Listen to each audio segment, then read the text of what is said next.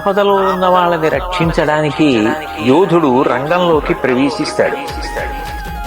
ఒక్క ప్రాణాన్ని కాపాడడానికి ఎన్ని అహోరాత్రములు కష్టపడతాడో ఆయనకి మాత్రమే తెలుస్తుంది.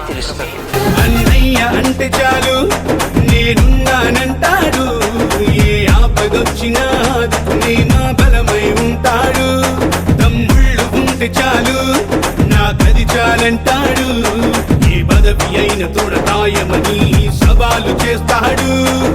సంతోషమనే సామ్రాజ్యానికి రాముడు మా అన్న, ఆ లక్ష్మణ బంధంగా తమ్ముళ్ళు నీ తోడై ఉంటారన్నా.